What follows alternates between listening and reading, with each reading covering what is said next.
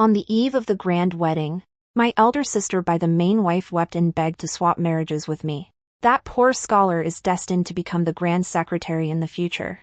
I want to marry him and become a titled lady. I refused to enter the palace and meet my doom. Father could not refuse her, so he had no choice but to give me the opportunity to enter the palace as Empress instead. My elder sister was smug about this, but as luck would have it, I have been reborn this time. In this life, I went straight to the magnificent phoenix carriage and married into the imperial palace. Since my elder sister shows no sisterly affection and intends to steal the glorious life I had in my past life, then I will not give up the rights delivered to my door. By any means necessary, I will surely rise straight to the top and become the mother of the nation. Ancient romances, exciting plot incoming. Don't miss out if you like it. The 8-man sedan chair, inlaid with gold and jade, slowly entered through the Meridian Gate, while the enormous palace was draped in red silk, creating a truly festive atmosphere. I sat with a straight back in the swaying phoenix carriage, my demeanor dignified and impeccable, leaving no room for fault.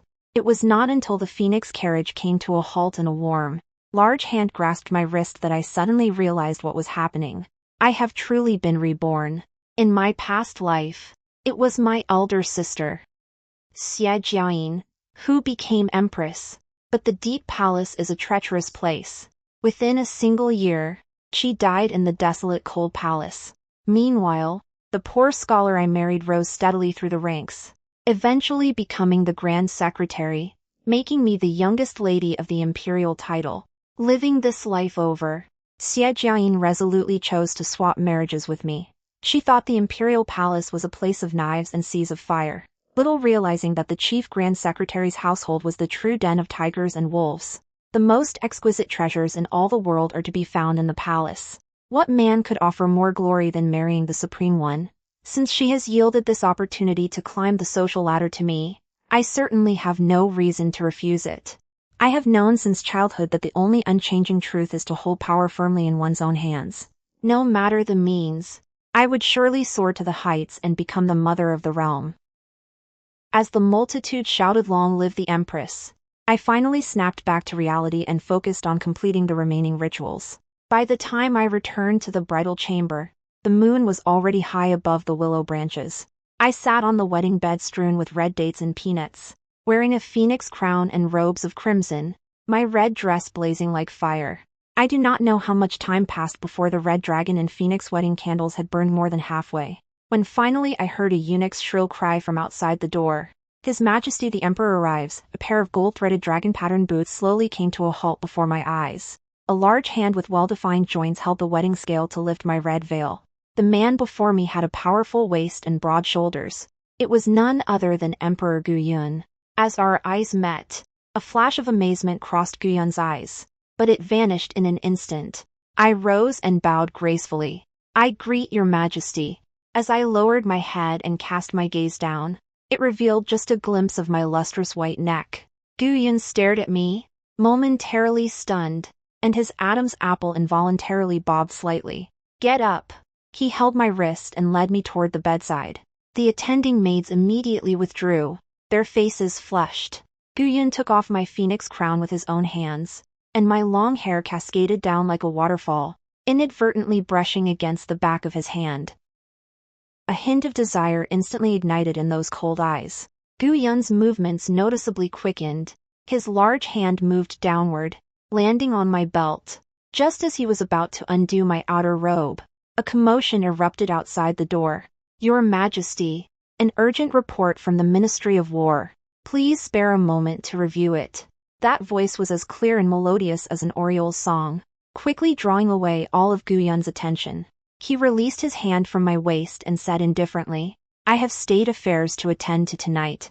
You, Empress, should retire early. There is no need to wait for me." I did not show a look of grievance or disappointment, but instead bowed respectfully. "Yes, I respectfully bid your Majesty farewell." Guyun paused slightly, seemingly a bit surprised, but said nothing more. Instead, he hurriedly walked out of the hall. I maintained the posture of my salute unchanged until the figure in bright yellow disappeared from sight, and only then did I slowly rise. My personal maid, Randon, supported me with a look of deep concern. Your ladyship, this is your wedding night. I shook my head slightly, cutting her off, and signaled for her to help me change and retire for the night. Reborn with memories of my past life, I knew perfectly well that Guyon had no urgent business to attend to tonight. He was in a hurry to go and comfort his white moonlight. Jing Xia, the female voice that had just spoken outside the door, was hers. In her past life, Jing Xia entered the palace as a maid after her entire family was convicted. Guyon kept her by his side as a personal maid to protect her. This allowed her to avoid the storms of the harem while also being able to be intimate with her day and night. Only after his imperial power was firmly established did he issue a decree to banish Xie Jiayin to the cold palace and install Jingxia as empress. However, Xie Jiayin's fate is not necessarily mine. On my wedding night, spent alone in an empty chamber, I felt not the slightest embarrassment or unease. In the depths of this palace, the emperor's love is as cold and thin as water. Whether or not one is favored matters little. Whether or not one holds power is what is most important. And I am certain that I will forge a splendid future entirely my own. The next morning, the consorts from the various palaces came to pay their respects. No sooner had Guyon left last night than the news of my lack of favor spread throughout the palaces. Therefore, countless people have come today hoping to see me make a fool of myself. Yet I had no intention of granting their wish. I rose early and had Randong style my hair into a high bun, adorning it with a 9-tailed phoenix hairpin. Truly, I appeared dignified and magnificent, exuding the bearing of a phoenix. The concubines seemed to pay me respectful obeisance, yet they could not hide the disdain in their eyes. I sat upright in the seat of honor, maintaining a proper smile, showing not the slightest hint of timidity. It was not until all the consorts had taken their seats that a crisp female voice came from outside the door. Greetings to your highnesses. By His Majesty's decree, we bestow upon Her Majesty the Empress 10 bolts of floating light brocade, a century-old ginseng root, and a pair of mutton-white jade vases. The consorts, who had just been scoffing at me, instantly changed their expressions.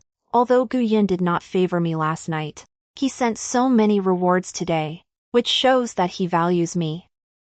Even a trace of imperceptible jealousy flashed through Jing Xiao's eyes. Throughout the entire hall, only I remained composed. The reason is none other than that I come from the general's manor. My father holds heavy military power, and with Guyon's position still unsteady, he naturally has to show me some respect. I knew all along that he would comfort me today. After delivering the items, Jingxia turned to leave. I hurriedly spoke. Aunt Jingxia, please wait. Amid Jingxia's puzzled gaze, I stepped forward with a smile, took her hand, slipped the emerald jade bangle from my wrist, and placed it upon hers. Thank you for the trouble, Aunt. Jingxia smiled and returned the courtesy. Thank you, Your Majesty. I said nothing more, watching her leave with a smile. But just as Jingxia took a step, she suddenly stumbled and fell to the ground. Summer clothes were thin. With this fall, her collar actually came loose, revealing her glistening white shoulders. I hurriedly took a step back and pretended to be nervous, saying, "Oh, Auntie, are you all right? I didn't mean to step on your hem." Although Jing Xia looked displeased, he still respectfully shook his head and prepared to gather his clothes and stand up. Huh? What is this? The youngest of them all, noble consort Lin, stepped forward and pointed at the faint red marks on Jingxia's shoulder, asking curiously. She had yet to receive the emperor's favor, so naturally she did not understand. But the other consorts understood perfectly well. Her Majesty the Queen, this woman has disgraced the inner court, seize her at once. Someone immediately cried out, filled with righteous indignation. In my humble opinion, such a shameless seductress ought to be beaten to death immediately. Everyone started talking over one another, all insisting that Jingxia be punished, pinned to the ground and forced to kneel by the rough-handed matron. Jingxia's face was pale. She wanted to explain, but she could not get a word in. I listened with great interest, and only when a flash of bright yellow robes passed the doorway did I speak up in a clear voice. All right, Aunt Jingxia is ultimately someone close to the emperor, so let's leave it to His Majesty to decide. The faces of the consorts filled with resentment, and they wanted to speak further. But just then, a majestic voice came from the entrance. The Empress is indeed sensible. Jingxia is favored by me. What grievances do you have? Upon hearing this, the great hall instantly fell into silence. Everyone finally understood. On their wedding night, the emperor had abandoned the empress just to favor a personal maid. Ignoring the secret sighs and glances, I stepped forward with a smile and said, since she has received favor, why not grant Aunt Jingxia a title? That way, she can serve the emperor properly in the future. Gu Yun paused slightly, clearly surprised that I could be so magnanimous. But there was far more approval in his eyes. Then let her be appointed as noble Lady Xia, and bestowed with the residence of Changchun Palace. Changchun Palace is the palace closest to Gu Yun's sleeping quarters. The concubines either gritted their teeth or clenched their fists, filled with jealousy. However, Jing Xia, who had been granted the title, showed no joy whatsoever. She thanked the emperor with a blank expression and then departed with Gu Yun. As she was leaving, she turned her head and cast a deep, shadowy glance at me. I knew why she was unhappy. In this lifetime, I had exposed her affair with Gu Yun early, making her the target of public criticism. She could no longer hide behind others and reap the benefits without lifting a finger. Jingxia's status was lowly. Gu Yun could protect her for a moment, but not for a lifetime. Where Gu Yun could not see, Jingxia suffered many secret setbacks at the hands of the imperial concubines. And I, meanwhile, always played the part of a gracious and magnanimous empress, standing up for her and seeing that justice was done whenever she was wronged. Gradually, Gu Yun's attitude toward me also grew more amiable. In his eyes, I am a worthy empress. Not only have I kept the inner court in perfect order, but I also help him protect his true love. But who knows women best is? After all, women. Jing Xia scoffed at my help, convinced that I was using her to curry favor with Gu Yun. But what she thinks of me does not matter. I only need Gu Yun's approval. On the 15th of this month, Gu Yun rarely took the initiative to suggest staying overnight in my palace. In the past, on the 1st and 15th of each month, he would come as a mere formality, sit briefly, and then leave. For this, I bathed and burned incense in advance, putting on a water-red sheer nightgown. Looking at myself in the bronze mirror, my brows curved like willow, my watery eyes shimmering, whether frowning or smiling, I could captivate the soul. I don't believe Gu Yun could remain unmoved and indifferent with me in his arms. Sure enough, the moment Gu Yun entered the room, he let out a soft laugh, unable to hold back as he took my hand and led me toward the bed. The pale pink gauze fell away, revealing a lotus-pink mandarin duck playing in the water doo-doo. Gu Yun's eyes were fixed on me, his hands gripping my shoulders as his thin lips drew closer and closer. Just then, urgent knocking sounded at the door. His pleasure interrupted, Gu Yun angrily rebuked. Impudent! The knocking stopped instantly, and Gu Yun held me tight, preparing to continue what we were doing. But immediately, sobbing came from outside the door. Your Majesty.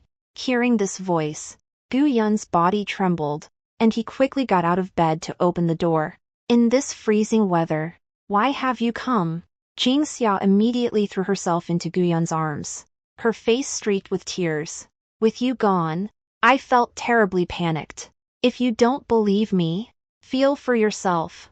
As she spoke, she took Gu Yun's hand and placed it on the fullness of her chest.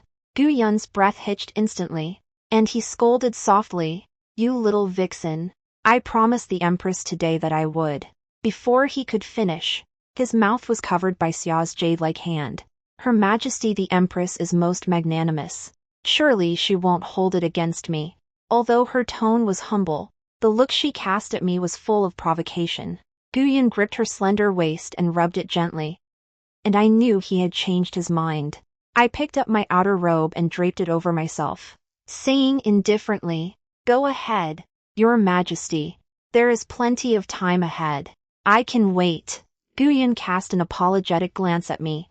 Nianjin, I will definitely make it up to you another day. With that, he scooped Jingxia up into his arms and strode away. I leaned against the doorway, quietly watching their retreating figures. Randong stepped forward worriedly and draped a cloak over my shoulders. Your Highness, why didn't you ask the Emperor to stay? Hearing this, I laughed softly. You cannot keep someone who wants to leave. Don't worry. He will return eventually. I can afford to wait. The next day, instead of waiting for Jingxia to show off, I received news that she had been confined. The events of last night reached the Empress Dowager's palace, vying for favor right up to the head of the main palace. The Empress Dowager naturally could not tolerate it. Even Gu Yun could not defy the Empress Dowager's command. Most importantly, the spring hunt was approaching. Being confined at this time meant Jingxia could no longer accompany the Emperor. Everything is proceeding according to my plan. Gu Yun will sooner or later be mine. At the end of the first lunar month, the Emperor and Empress's procession set out. As expected, Gu Yun took only me with him. I was born into the general's household, unlike the other women who merely sat in their tents sipping tea. When Gu Yun was preparing to set off, I was also dressed in red riding gear as I vaulted onto my horse.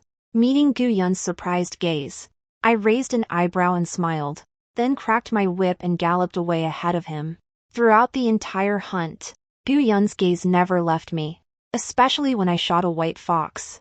The intensity in his eyes reached its peak. That night, we were like oil on blazing fire, clinging to each other desperately, finally becoming true husband and wife. When I woke in the morning, Gu Yun had already gone to the council chamber. I took the blood-stained handkerchief from the bed and had Randong quietly dispose of it. For the Emperor and Empress to consummate their marriage nearly a year after the wedding was hardly a dignified matter to speak of. Ku Ranchuan went out excitedly, but came back looking listless. What's wrong? I couldn't help asking curiously. Before Ranchuan could answer, the tent flap was suddenly flung open. Xie Jiayin walked in with her head held high. Only when I saw her did I suddenly realize that she is now the first wife of the Grand Secretary. No wonder she could attend the spring hunt. Drawing on memories from her past life, she helped Zhang Ran achieve remarkable feats time and again, rising to the position of Grand Secretary with astonishing speed. As soon as she saw me, Xie Jiayin revealed a mocking smile. Xian Yanjin, you're nothing special. After all, it's been so long and only now have you gained favor. Randong lowered her head in shame and explained to me in a soft voice that it turned out she had been spotted by Xie Jiayin just as she was about to burn the handkerchief. Although the handkerchief was eventually disposed of, the secret was still discovered by Xie Jiayin. I patted the back of her hand to signal that she need not blame herself, then turned to Xie Jiayin and said indifferently, I haven't yet congratulated my elder sister on receiving the imperial title. So she has received the imperial title, then the days of suffering won't be far off. Fortunately, Xie Jiayin did not pick up on my hidden meaning. She shot me a smug glance, snorted coldly, and said, I want to see just how long you can keep holding out. I didn't answer again, just smiling as I watched her walk away triumphantly. Who is the one really holding out remains to be seen. After returning to the palace, Jingxia was finally released from house arrest. She changed her usual ways and began to learn to play hard to get, pushing Gu Yun away. But Gu Yun happened to fall for it, instead staying overnight in her palace every day. Having regained favor, Jingxia was very smug, even presumptuously taking a seat below Gu Yun and me during the palace banquet. I took a sip of wine without care, smiling as I watched her and Gu Yun exchanging glances. What would it look like when lovers turn into enemies? I am truly looking forward to the drama that follows. Halfway through the palace banquet, Zhang Ran suddenly appeared, kneeling in the center of the great hall and declaring in a clear voice, I report to your majesty, I have a cousin who, when I was of humble status, helped me through my hardships with every stitch of her needlework. Now that she is older, it is difficult for her to marry. I implore your majesty to allow me to petition for an imperial title for her and take her as a co-wife, to repay the kindness of my youth. At these words, Xie Jiayin, standing nearby, instantly turned deathly pale. I laughed inwardly at her naivety. If marrying Zhang Ran were truly a good thing, how could I have so easily yielded him? She didn't know that the outer chamber woman was a formidable figure. She had long ago born Zhang Ren, an eldest son, and captured the hearts of Zhang Ren's parents. In my past life, after she died, I suffered no end of grievances. At this moment, everyone watched the spectacle with keen interest, wondering how Gu Yun would decide. But before Gu Yun could speak, a sudden change occurred. Taking advantage of the crowd's inattention, a dancing maiden suddenly drew a sleeve blade and lunged straight at Gu Yun. This sudden turn of events happened in the blink of an eye. Even the guards had no time to intervene. "Watch out!" Amidst the horrified gazes of the crowd, I threw myself in front of Gu Yun without hesitation, blocking the blade for him. "Nianjin!" Gu Yun hurriedly caught my teetering body and kicked away the assassin with one foot. Your Majesty, it's good that you are all right." I covered the short sword at my chest and said weakly. Gu Yun's gaze shifted downward, but upon seeing the short sword clearly, his eyes instantly turned cold. He suddenly looked up at Jingxia not far away, his eyes filled with disbelief, because the spirit serpent totem on the hilt is the Jing family crest. This dagger belongs to the Jing family, so this assassin is likely inextricably linked to the Jing family as well. Jingxia also saw the totem clearly and was instantly so terrified that she collapsed to the ground. Seeing that Gu Yun's attention had been drawn to Jingxia again, I hurriedly whispered, "Your Majesty, this concubine is in so much pain." Gu Yun suddenly snapped back to reality and shouted loudly, "Quick! Summon the imperial physician." All the imperial physicians from the imperial medical office were dispatched. After the elder medical examiner trembled as he took my pulse, he replied, "Her Majesty the Empress is blessed with great fortune. Her heart meridian was not harmed. However, the child in her womb has been frightened and still requires a period of quiet recuperation." You said what?" Gu Yun asked again in disbelief. Before the old imperial physician could answer, he continued urgently, "Nianjin, did you hear that? We have a child." Trembling, he scooped me up into his arms and addressed the crowd in the hall in a deep voice. "Today, the Empress has rendered great service in saving the Emperor. If she bears a prince, he shall be the crown prince. If she bears a princess, she shall be my most esteemed eldest princess, with a fief of 10,000 households." As soon as these words were spoken, the entire hall erupted into an uproar. My heart finally settled, and I fainted in relief. When I woke up again, I was lying in the warm bedchamber. Not far away were many treasures Gu Yun had just bestowed. Recalling the pale faces of Jingxia and Xie Jiayin before I fainted, I couldn't help but curl the corners of my lips. Seeing that I was awake, Randong leaned close to my ear and whispered softly, "The assassin has bitten his tongue and committed suicide, but all the evidence points to Jingxia. She has been confined." I nodded with satisfaction. In fact, this assassin was a death-sworn warrior from the general's manor. Back when the Jing family was raided, it was my father who carried out the imperial decree. He had swiped this dagger back then as well. I never expected it would actually come in handy. My father is a pragmatist through and through. Now that I can bring glory to my maiden family, he naturally does his utmost to cooperate with me. Now, taking just one hit in exchange for all this isn't a bad deal. Indeed, rights are the guarantee of status and even life. Once this happened, Zhang Ren's request to take a second wife had to be put on hold for the time being. Thinking of the misfortunes of my past life, I secretly thought to myself that once the matter with Jingxia was settled, Zhang Ren, could forget about escaping either. During my injury, Gu Yun was grateful for saving his life and concerned about the dragon child in my womb, so he came to visit me every day. During this time, Jingxia feigned illness several more times, trying to win Gu Yun's sympathy, but Gu Yun never went to see her, impatiently driving her away each time. I had thought Jingxia had completely lost favor this time. Unfortunately, men's schemes are no match for heaven's will. Jingxia, who should have met a dead end, took a desperate risk and fought her way to a path to life. At the Mid-Autumn Palace banquet, Gu Yun amused himself together with the concubines in the Great Hall. Amidst the wine and revelry, a guard reported that Jingxia had gone up to the turret alone and intended to prove her innocence by taking her own life. Upon hearing this, Gu Yun immediately abandoned his concubines and hurriedly rushed towards the turret. After much persuasion, Jingxia still leaped from the turret. Gu Yun caught her, trembling with fear, and forgave her for it. Jingxia regained favor, causing panic among the concubines. When I heard the news, I swallowed the bitter medicine without batting an eyelid. Even so, a thorn had already taken root in Gu Yun's heart, not something so easily removed. For an entire month, Jingxia enjoyed the emperor's exclusive favor, basking in boundless glory. Aside from visiting me, Gu Yun gave all his time to her. When the autumn leaves wither and turn yellow, my wounds are finally healed. During this period, Zhang Run made several more requests to have a title of nobility conferred on his cousin. I recalled how in my past life, in order to bring his cousin into the household as his wife, he put sterilization medicine in my daily food, using the pretext of my childlessness to make me willingly remain a concubine and make way for his cousin. Such filthy deeds are something I will surely not tolerate in this lifetime. But before I could even make a move, rumors of Zhang Run's scandal began to spread all over the capital.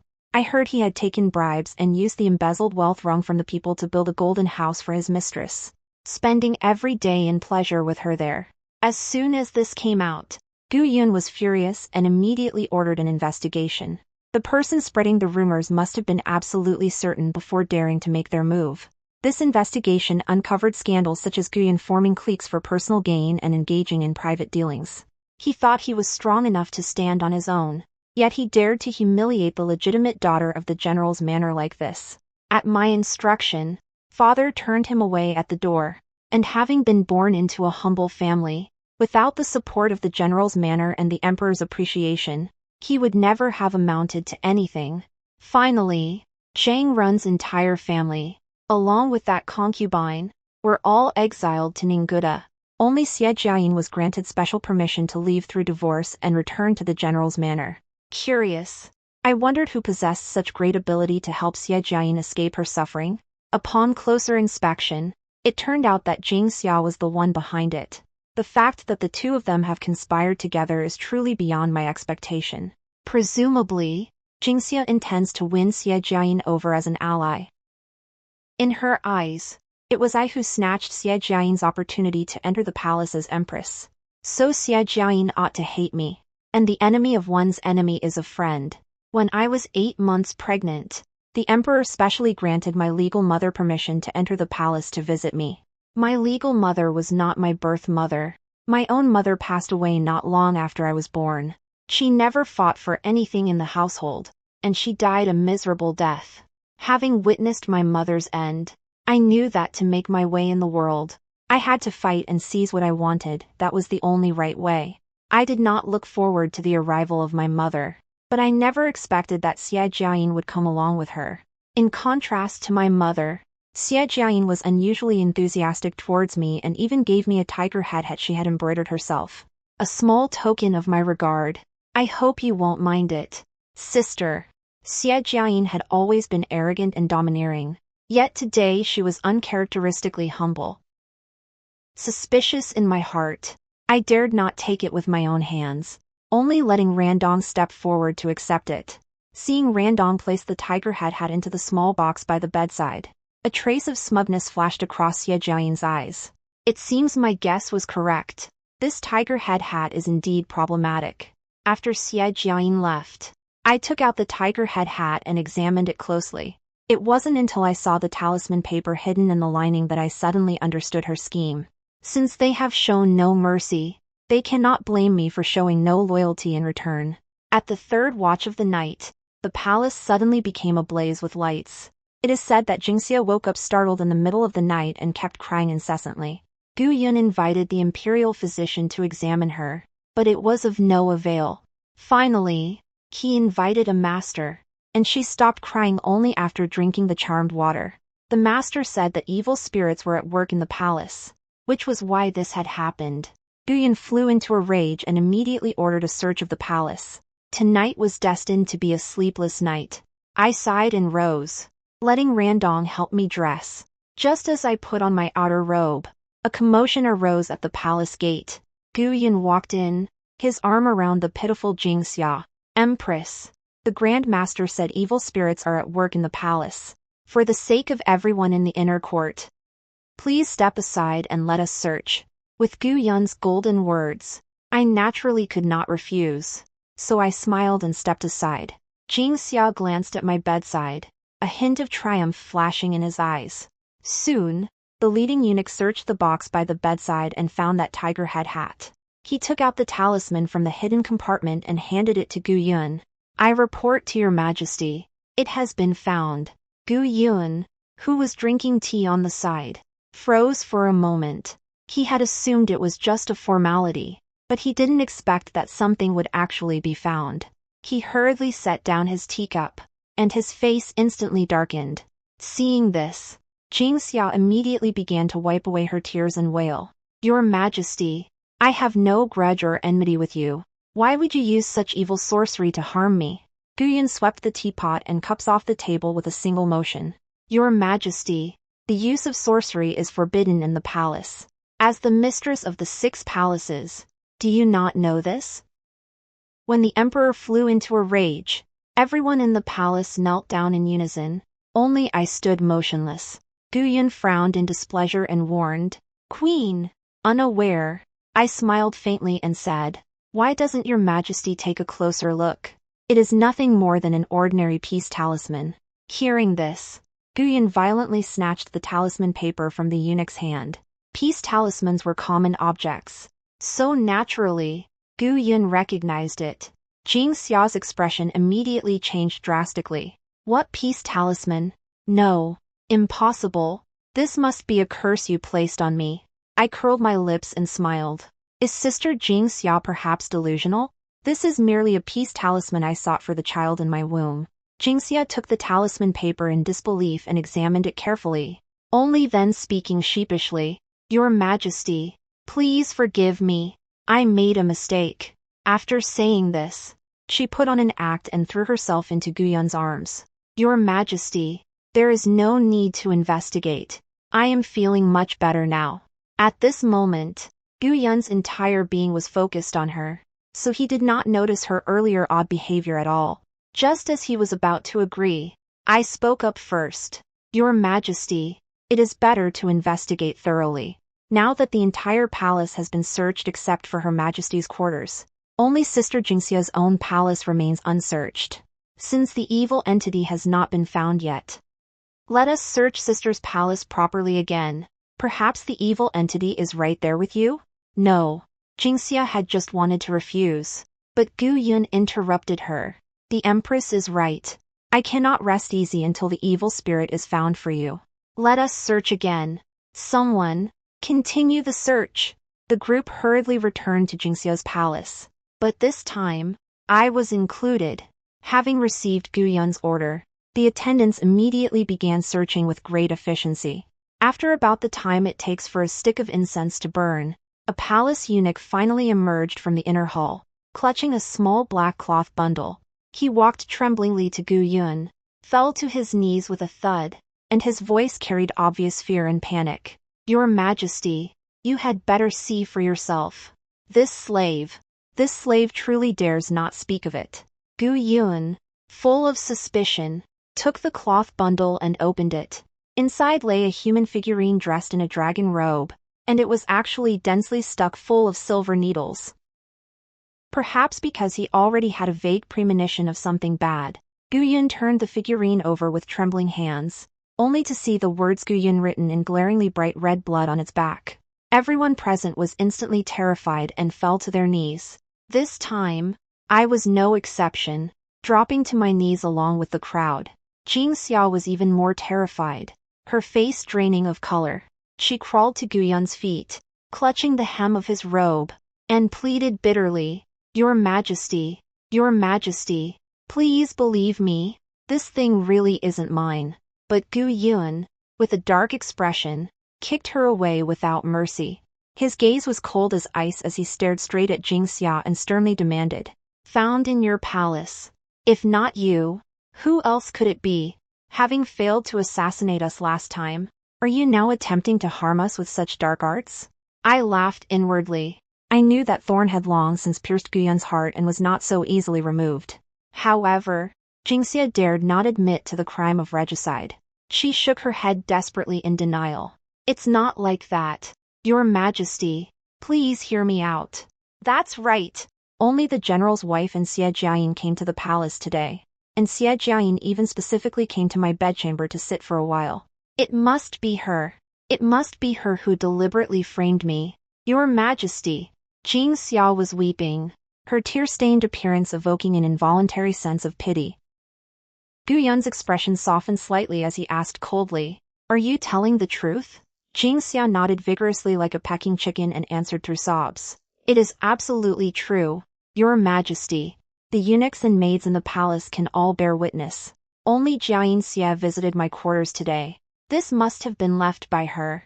Seeing her so certain, Gu Yun hesitated for a moment, but ultimately chose to believe her. "Someone, send a cup of poisoned wine to the general's manor. Using sorcery in my palace is a crime punishable by death." He did not even consider bringing Xie Jiayin into the palace for a thorough interrogation before easily determining her guilt. Hearing Gu Yun's command, I spoke no further. I did not plead for leniency for Xie Jiayin, nor did I continue to smear Jing Xia. Gu Yun's decision had already said it all. He didn't care about the truth. He only wanted to protect Jing Xia. Facing the white moonlight had cherished for years, he still softened his heart. And the alliance between Jing Xia and Xie Jiayin was truly fragile. It was just a minor setback, yet it instantly fell apart. Poor Xie Jiayin. She had simply become Jing Xia's shield. My mercenary father certainly wouldn't plead for mercy on her behalf. Having divorced and returned home, she was nothing more than a useless pawn to him. But she certainly did not die unjustly. If she had not conspired with Jing Xia to frame me, it would not have come to this. The only thing that concerns me is Gu Yun's attitude toward Jing Xia. His partiality toward Jing Xia is simply too obvious, unmatched by anyone. It seems that to bring down Jing Xia, everything must be carefully planned in the long run. A month later, I finally went into labor and gave birth to a prince as I had wished. Gu Yun was overjoyed and immediately fulfilled his promise by naming him crown prince. In this way, my position became even more secure. At the third-day bathing ceremony, Gu Yun held his imperial son in his arms, unable to put him down, and personally bestowed upon him the name Rong. After all, this was his first child, and moreover his legitimate son. It was only natural that he doted on him a little more. Yet Jing Xia, standing to the side, secretly clenched her fists. Looking at her expression, I knew she must be puzzled. Why has she been favored for so long? Yet there is still no movement in her belly? It seems it is time to tell her the answer. On the day Jing Xia sent someone to secretly seek a doctor outside the palace, I turned a blind eye and allowed her to pass secretly. I even lent her a helping hand, having a renowned physician sent right to her. It was not in vain. Jing Xia finally discovered that she had been given the infertility drug and would never be able to conceive in this life. But what is ridiculous is that I was the first person she suspected. Early that morning, Jing Xia stormed into my palace, ignoring everyone's attempts to stop her. She drew a dagger and pointed it at me. "Speak! Did you do this?" Her eyes were bloodshot, a trace of madness flickering in their depths. Startled by her manic appearance, Ran Dong hurriedly stepped in front of me to shield me. I, however, waved my hand calmly, ordering them all to stand down. Born into a family of generals, my horsemanship and archery have always been exceptional. It would be no easy task for her to harm me. It was not until only Jing Xia and I remained in the room that I slowly spoke. "It seems you already know, but rest assured, I certainly did not do this." I gazed intently into Jing Xia's eyes, filled with suspicion and anger, and continued to explain. "You became infertile because you drank an overly potent contraceptive decoction, but you consumed those medicines before you were promoted to a promise, and I had not yet entered the palace at that time." Hearing this, Jing Xia, who had been wearing a look of fury, suddenly froze. Her hands began to tremble slightly, her grip on the dagger gradually loosening, until she finally slowly lowered the blade. Seeing that she had calmed down a little, I continued, "You might as well think it over carefully. At that time, there was no one else in the harem. Who else could have interfered in this matter? And who could have drugged you?" Saying this, I paused briefly, giving Jingxia enough time to think. Seeing the confusion on her face, I went on. You must realize. You have been staying in the Emperor's sleeping quarters all along. Whose reach could extend that far? Not even the Emperor could do anything about it. With a little hint from me, Jingxia instantly realized the truth and blurted out. It's the Empress Dowager. Seeing that she wasn't exactly stupid, I curled my lips into a meaningful smile and added, take a guess, do you think the Emperor knows? The moment these words left my lips, Jingxia's face instantly turned deathly pale. She had been willing to give herself to Gu Yun without title or status for so many years. Naturally, there was some affection between them. However, now that this has happened, she really cannot imagine just how much Gu Yun knows about it. No, impossible. She shook her head stubbornly, but the despair in her eyes betrayed her true thoughts. She believed it. I paid no more attention to Jingxia, who was covering her face and weeping, and slowly walked out. Rong'er should be awake by now.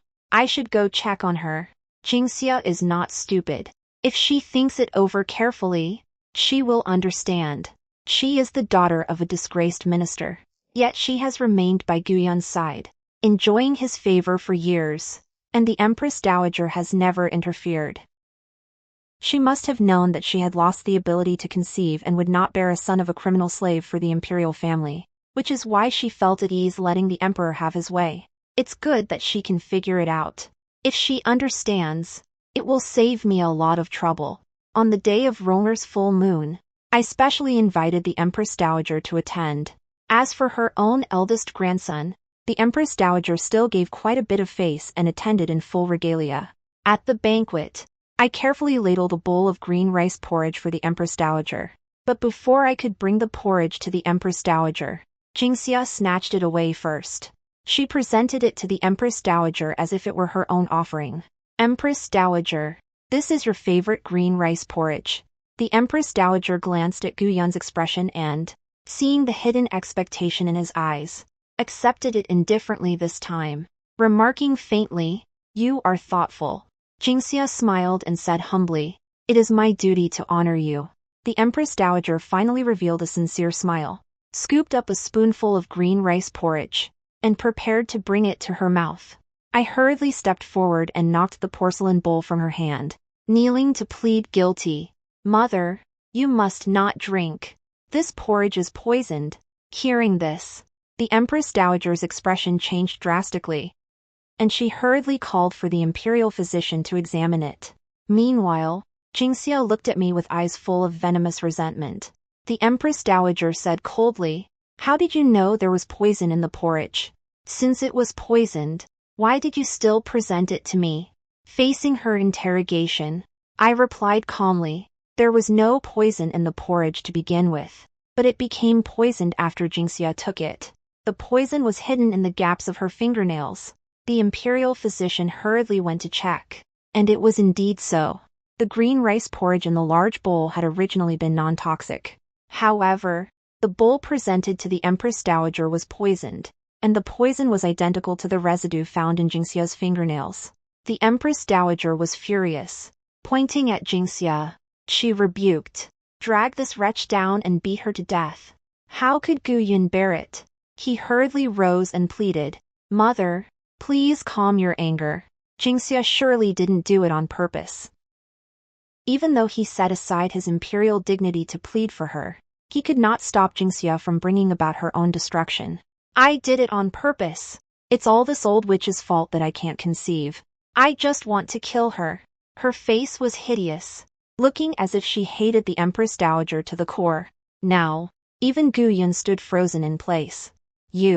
How did you know?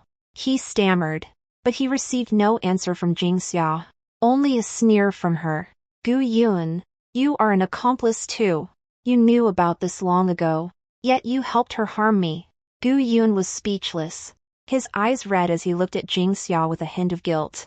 Seeing that Jingxia had confessed herself, the Empress Dowager hesitated no longer and decisively ordered, guards, take her away. This time, Gu Yun made no sound to plead for mercy. It was Jingxia who shouted unwillingly, you slaughtered my entire clan. and you caused my infertility. Even as a ghost, I will never let you off. Guyun closed his eyes, unwilling to look at her angry expression any longer. A perfectly good full moon banquet ended so hastily. But it doesn't matter. A secure throne will be the best full moon gift I give to Ronger. After Jing Xiao's death, Guyun grew increasingly despondent, rarely even setting foot in the harem. He visits my palace the most often to see Ronger and chat with me about palace affairs. I also dutifully boiled him a calming soup every day. Gradually, Guyun became more and more dependent on me. Only here with me could he sleep in peace. Yet he still died at the age of 30. He did not know that the calming soup he drank daily, combined with the focusing incense in my palace, was a deadly poison. Over the years, he has wallowed in the grief of losing his beloved, neglected state affairs, and long since ceased to be worthy of being an emperor. I am merely removing a tyrant for the sake of the world. After Guyun passed away, Ronger ascended the throne as emperor. He was still young, and the ministers, led by my father, implored me to rule from behind the curtain. Thereafter, I began a decade-long rule. During this period, the Great Yu boasted strong troops and sturdy horses, and the people lived and worked in peace and contentment. The story is now complete. Thank you all for your companionship. See you in the next one.